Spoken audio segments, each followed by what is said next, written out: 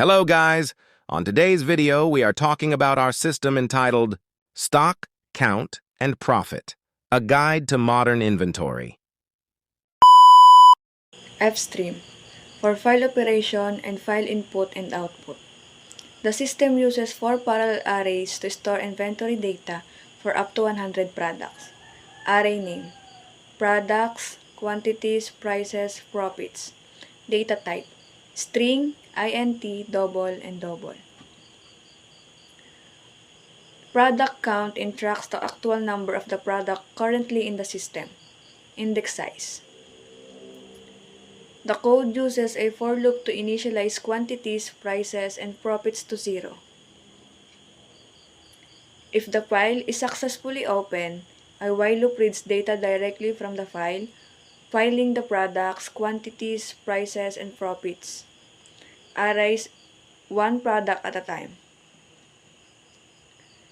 Product count is incremented after each successful read, keeping track of how many items were loaded. Once loading is done, the data is immediately sorted alphabetically. If the file cannot be opened, it prints "No save file found." Starting fresh. They display a prompt message and enter an infinite loop while true. They attempt to read an integer, cin, x, or double. The input is considered valid only if the read is successfully cin, x returns true. The value entered is non-negative, x equals to 0. If input fails, the users enter text when a number is expected. The code handles the error. cin clear resets the error flags on the input stream. cin ignore clears the bad input from the buffer, preventing the program from looping indefinitely on the same bad input. Similar to save int, this function ensures the user provides an integer input for the menu choice before the main loop attempts to process the option. The arrays are declared. A loop initializes quantities, prices, and profits to 0. If stream in file products text attempts to open the file name products text for reading. If the file opens successfully, a while loop reads data from the file directly into the corresponding arrays and increments product count. The loop automatically stops when the file ends or an input mismatch occurs. The data is immediately sorted using sort products. A success message is printed. If the file is not found, a starting fresh message is displayed. The program enters a do-while loop that continues until the user chooses option 8, exit.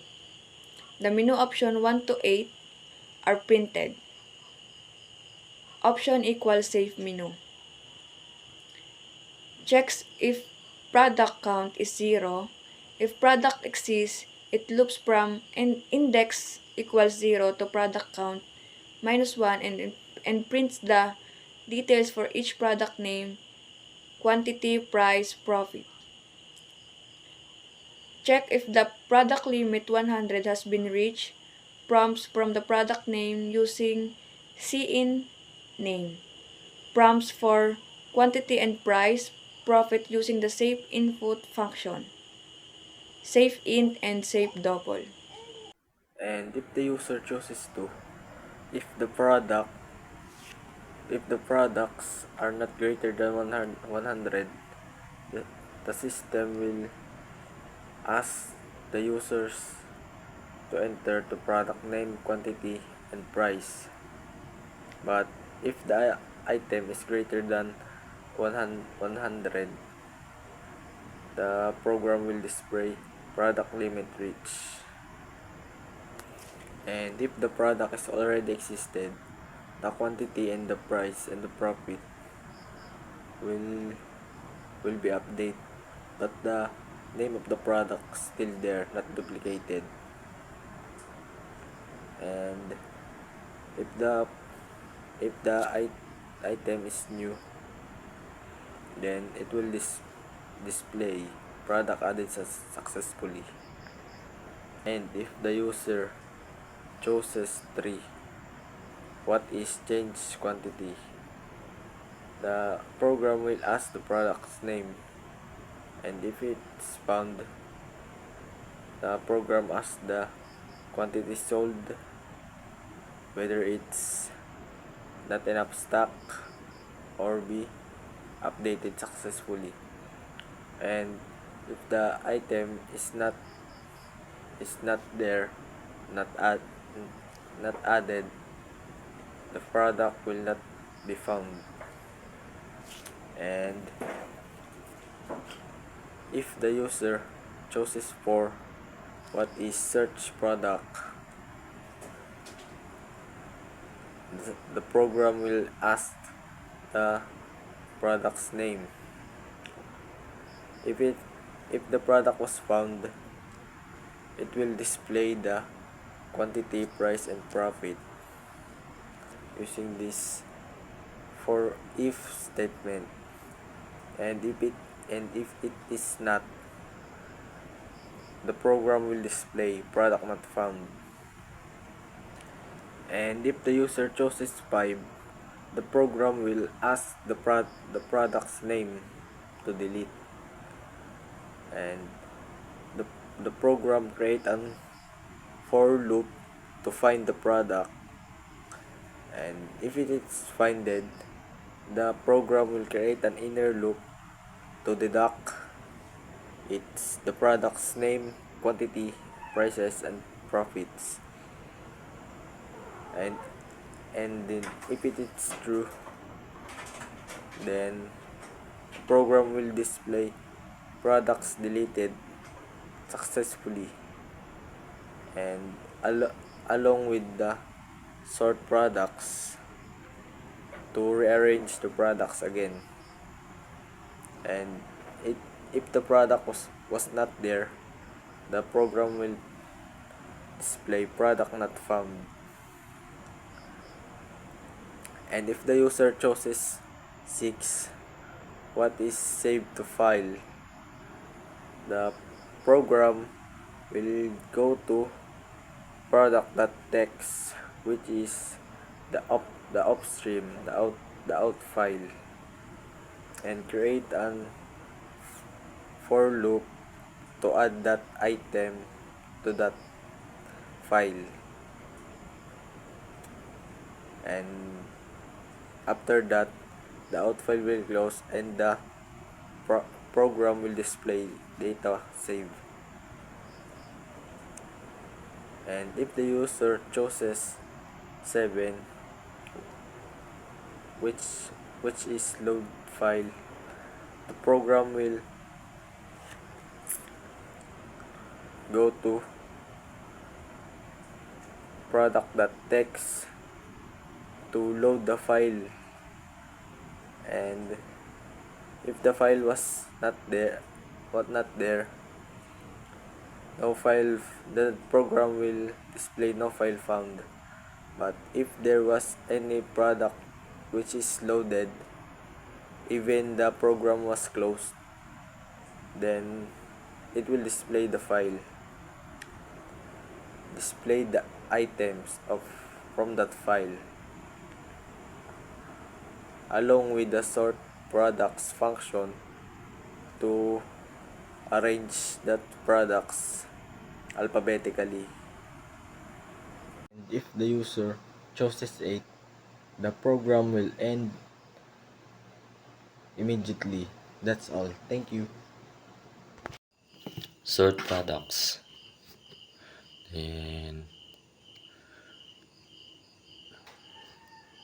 Then proceed to set I equals to 1. Proceed to condition I less than to count. If yes, process is terminate. Then proceed to key name. Print the key name. If no, print the key name. key quantity and key price and key profit. Then proceed to j equals to I minus 1.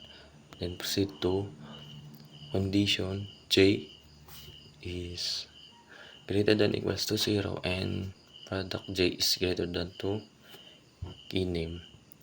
If yes, shift to the right, product quantities, profit, and price. Then proceed to return to condition j greater than equals to 0 and products greater than key name. If no, insert key name at j plus 1.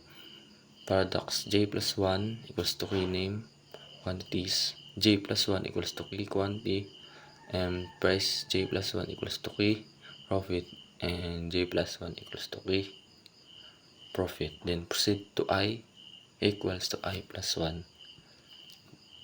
Then return to the condition I is less than 2 count. Then same as the process.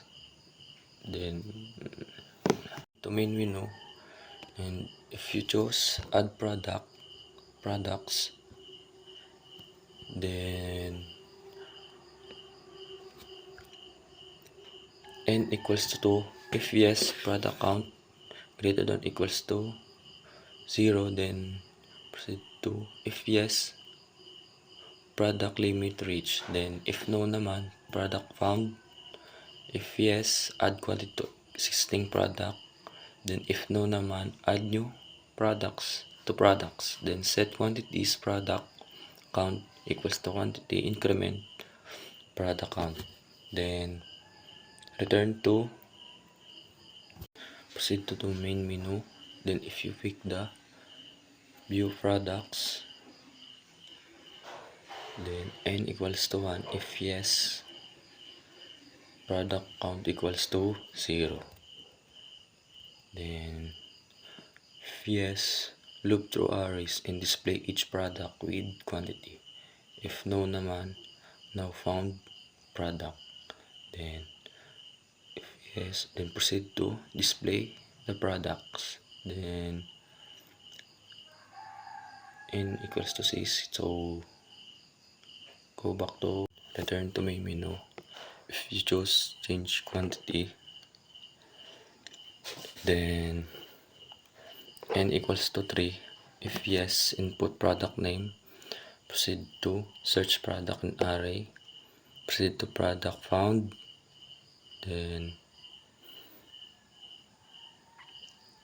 if yes, input quantity sold. Then proceed to condition sold quantities. Then proceed to subtract sold from quantity. If no naman, output product not found. Then if no naman, output not enough stock. Then display press to return to main menu.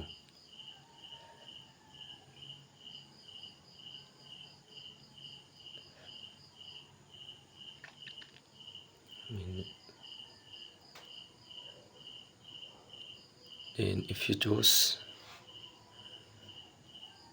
search product, then n equals to 4. If yes, input product name, search product in array. If yes, product found. Then output quantity. Then if no naman, output product not found.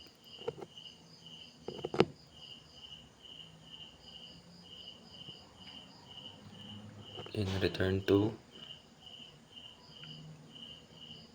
main menu.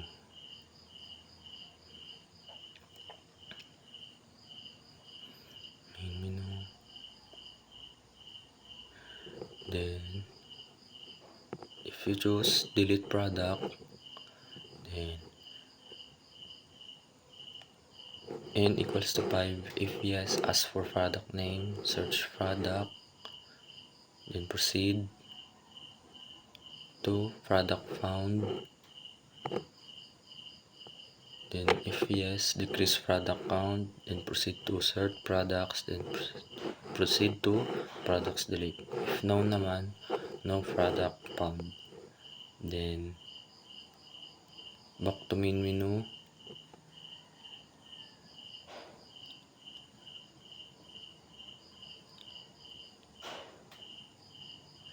Then if you choose save to file, then n equals to 6. If yes, open product text, then proceed, increase product count, then proceed, close file, proceed to data save, and back to main menu. Return to main menu. Then if you choose load to file, then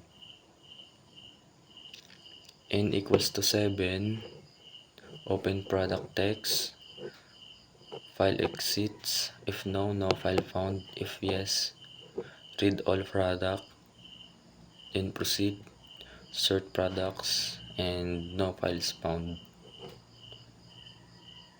Then return to main menu.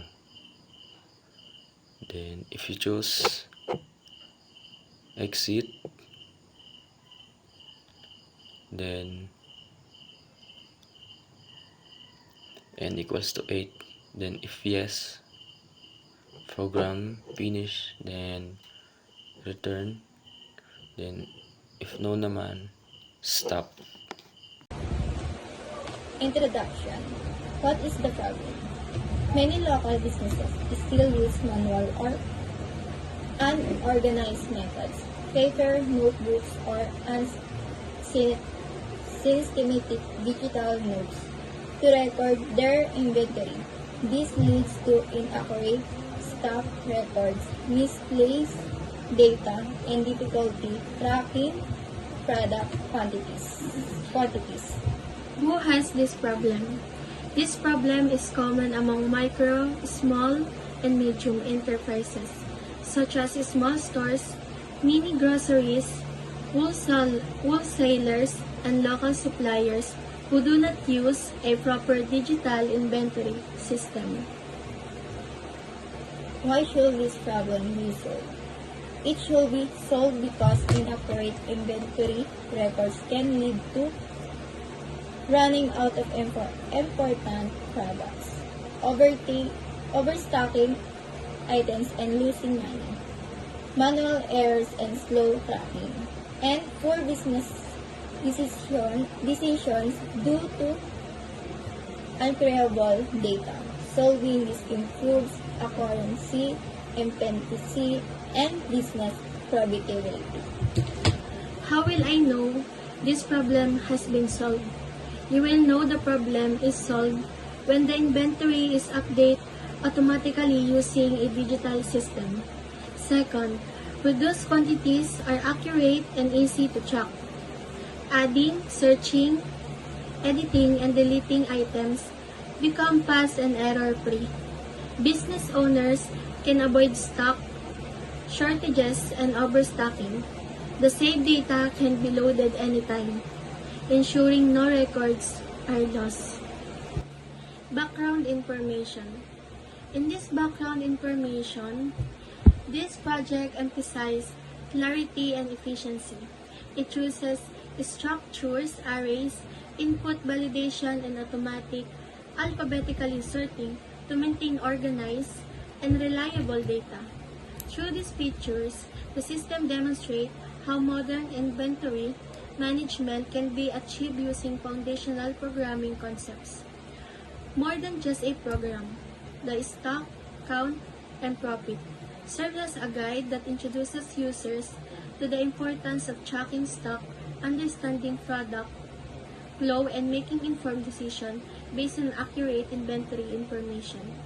It highlights how technology can support profitability, reduce manual errors, and create a more systematic approach to managing product records. Solutions. Solution 1. An array-based digital system is proposed to address the complex problems of inaccurate inventory management of business and introduce helpful data management features to help business owners supplier. Solution 2. The inventory management system will use the concept of arrays to store and manage inventory counts digitally and not manually. This will make accessing information easier for business owners like supplier.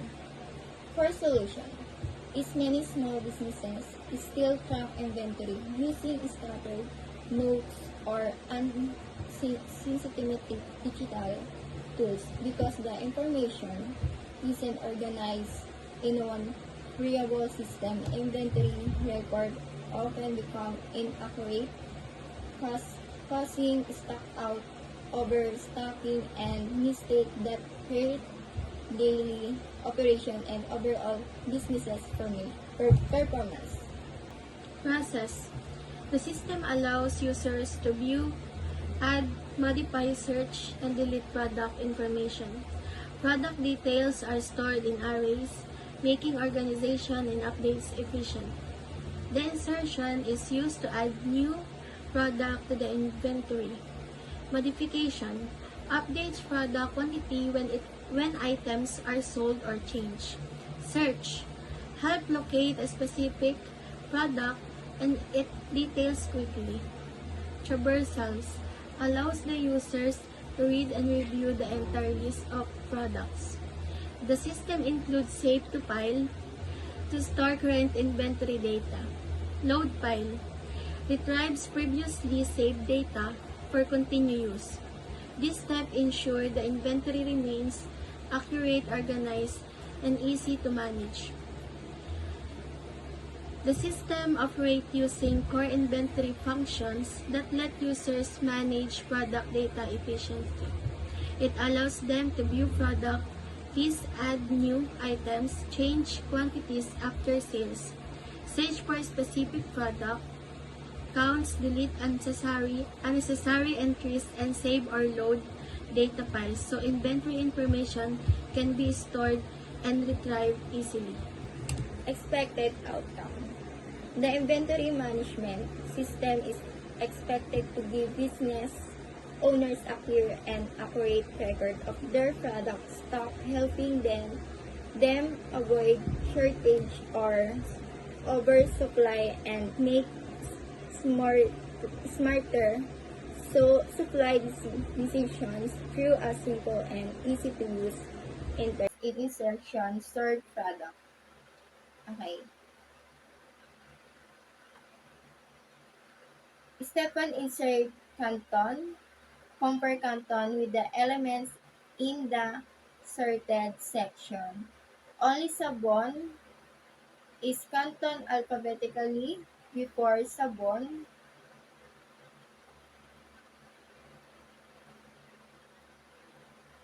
Okay, sabon. I shift sabon one position to the right and insert canton into the now empty position.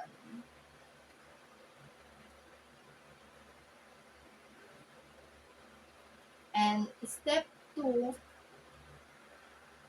insert shampoo.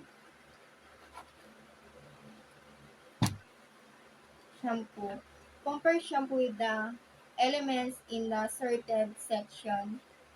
Canton sabon moving right to left.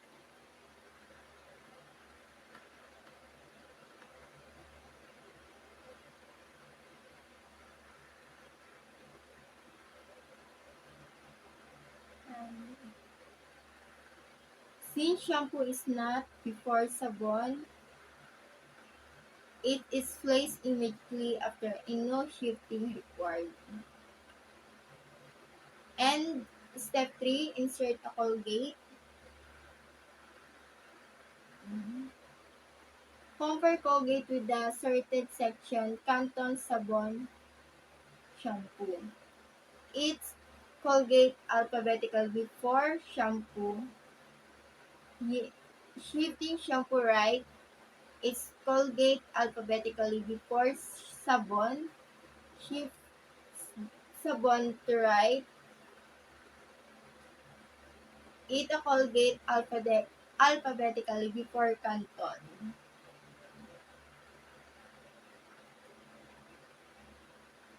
Colgate after Canton, the elements it is greater than and before the shifting sabon.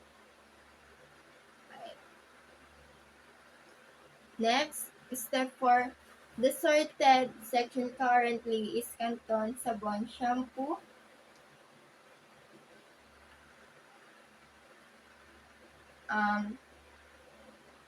Compare Lollipop with the elements in sorted section. Moving right to left is Lollipop alphabetically before shampoo. Yes, shifting shampoo right. Its Lollipop is less than 2 sabon. Yes, shifting sabon to right. Compare the Colgate Lollipop is less than to Colgate. No shifting. Insert Lollipop to the position after Colgate. The the result, its all products are now sorted alphabetically.